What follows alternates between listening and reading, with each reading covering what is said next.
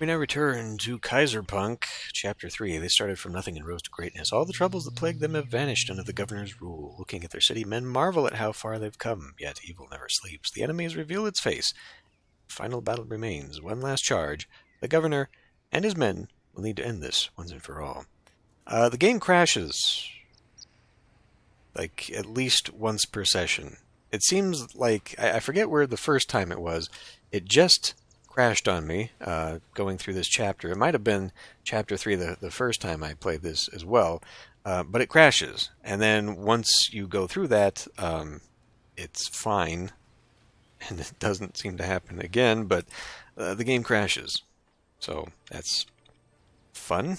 Might also just be my computer, who knows. Oh, Christ. Loud cutscenes. Okay, here we go. Declaration of war from the Headhunters. We are in a completely different city. Okay, so former allies are now hunting us, is the whole story here, which again doesn't play at all to anything outside the tutorial. Garrisoning regions. While one cannot maintain numerous armies to guard the regions they control, Kaiserpunk offers a solution in the form of a garrison. Yeah, okay, so the simulation here is actually limited as far as that's concerned. You don't just have like a bunch of units that you control like fully, I guess. And like as we've taken over these regions, we've seen that like I cannot build cities within them. So like you build the one city and then you spread out over the map. I guess it works the same way kind of with the units here. But it wants me to make 2 anti-air, so we'll make 2 anti-air. And then I guess your development of the regions is then, these little areas here, these upgrades. I suppose it would take a lot of resources for you to have an individual city in each one of these regions, because there are a number of them, quite a number of them, so I guess it makes sense. But I do hope that they at least plan to make cultural differences in the future for the buildings. Right now they're not different at all.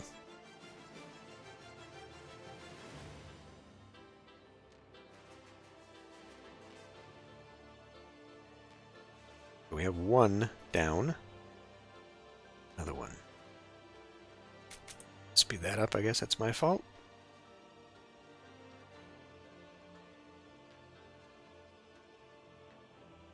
Okay, hooray, we're ready to defend. Reach a social pillar. Social pillars. Once your town has grown into a burgeoning city, you'll need to steer your city towards your own political views. Kaiserpunk offers a variety of social pillars that suit your needs, and with them you can tailor your gameplay as you see fit.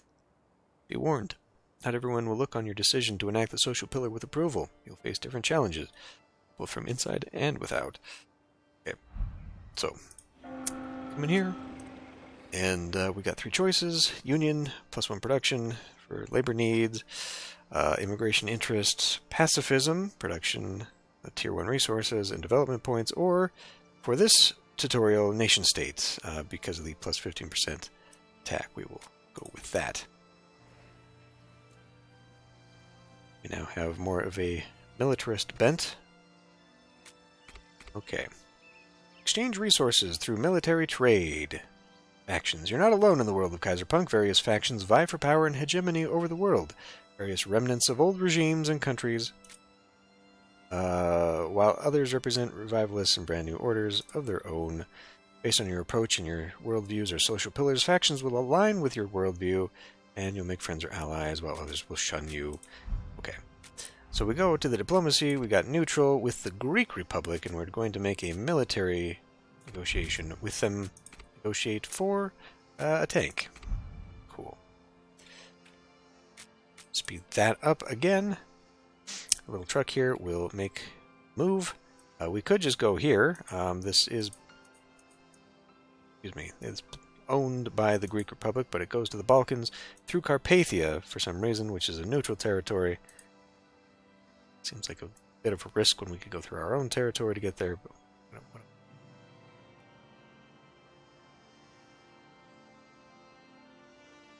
And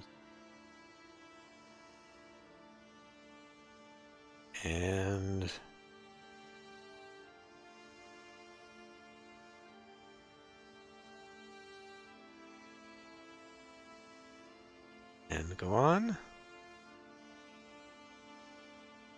Oh, maybe. Oh, going all the way to the Nile. This is where their city is. That's what the trade ship's all about there. Okay. Envoy from the Greek Republic's arrived bearing exceptional news. Hooray, hooray. Okay. Equip army with an upgrade. Army units operate on supplies. No soldier can fight on an empty stomach or with an empty rifle. That's why the army uses supplies or produced in your own town. Outpost serves as a distribution center for supplies throughout your armies, whether you automate it or you choose to manually distribute the supplies across your armies. Whether your armies are from the capital or the outpost, the more supplies they consume. Place those outposts properly and you'll have no issues with supply consumption. General traits you probably already noticed. Empty slots located in the Army Information panel. These slots are reserved for general traits that your army in general will earn after they've accumulated enough experience. Tiers of traits. Army upgrades. Serve further specialization of your units. You'll decide one fleet will serve as a transport landing fleet. Landing craft allowing to board move troops. Okay. Equip Army. Navy. Landing ships. A Navy. Want... upgrade, there it is. Landing ships. Ability to carry a single battalion. Okay. Go ahead. That one, please. Okay, so it's working. Very slowly.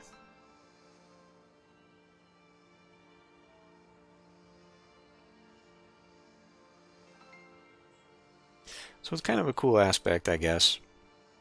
Adding the map here. Upgrading your units. Moving that all around. But it does feel kind of disconnected a little bit. And I feel like while you're screwing around here, you're going to have trouble with whatever's going on back in your city. I guess as long as numbers all go up, you're fine. But, I don't know, it feels like when you're trying to mash two things together, you have to focus on one. And I'm kind of concerned that at some point you ignore your cities and you just sort of stick to the map. I suppose you probably are going to run into a bottleneck at some point. You'll run out of troops or whatever, then you got to come back. You got to make sure your resources are building, and etc., etc. But it just seems a little distracting. Landing ship. Okay. Equip an army. Let go of that. Equip an army with Air Force Recon. Do I happen to have one? Are you? Go ahead. Let's take you. No, not you. Air Force. Air unit. Recon. Bam. We're waiting. Stop that. Why are you still... Okay. Mighty fine, Governor. Okay, whatever. Board army on a Navy fleet. Stand by. You. Get on board.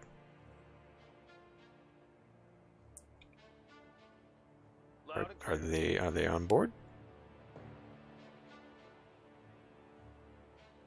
I mean, it's no longer here, so I guess it is. Move armies in range of a region. Move the Navy to Asia Minor. This is where we're going. Roger. And yeah, it's got its little cooldown. It will cool down at every single stop. Go ahead. Wonder. Now there's no upgrade there, but I wonder if there's a way to improve that. Like you can improve the supply or something in such a way that you don't have to stop at every point. Unlike ground movement, air and sea movement have their own set of rules. Air units need to have an infrastructure upgrade called Air Base in order to facilitate flights that have a radius of 2 regions. Fleets, however, are able to move only in their designated areas called naval lines. Here we are. Almost. Almost. Come on. Alright. Take over the region of Asia Minor. The first thing I think we're going to do is bombard. Soften them up a little bit.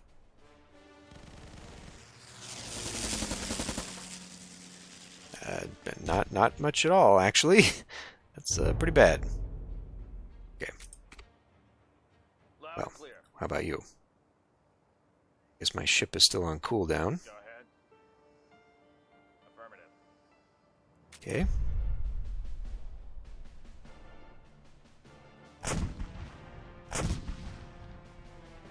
Well, that sort of worked. Not well.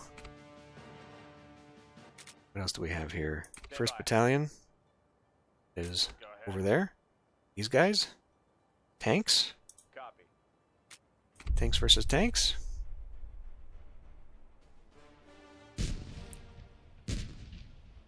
Okay, good. Then I guess we just keep on doing this. We have to sit here until all of these units are done and ready. Go ahead.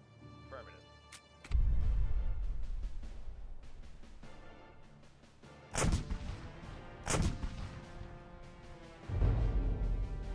I don't like the fact that it seems to have more health. Kind of felt like it took some time to Go ahead. Affirmative. heal there. Which is probably what I should be doing with my units, frankly.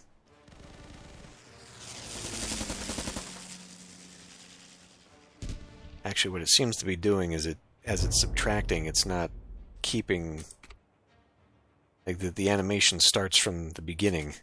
Stand by. Go ahead. We'll go.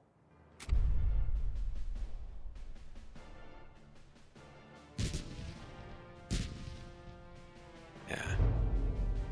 Alright, one more. One more solid attack. Loud and clear. Copy.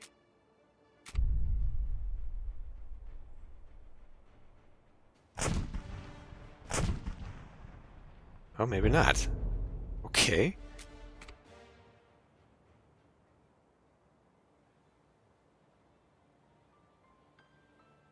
That's just 2 tank units that have been holding me off. Stand by. Roger.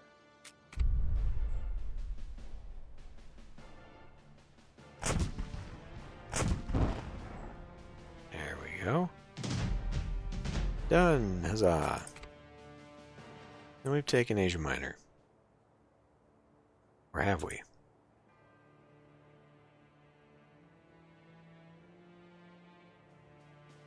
No? No, not yet? Loud and clear. Take over, there you go. Region has no defenses. Copy. Cut off their supply line and conquered their main supply hub. What little army they had in the north will now starve and disband. With the acquisition of a new region and thanks to our allies, we've established a buffer zone and effectively weakened the enemy. They won't pose a threat to us anymore. Even though we had our ups and downs, you've handled the situation very well, Governor. Now, we're ready to embark on a new journey, one that will hopefully change the future of our world. Salutations. Tutorial is finished. Alright.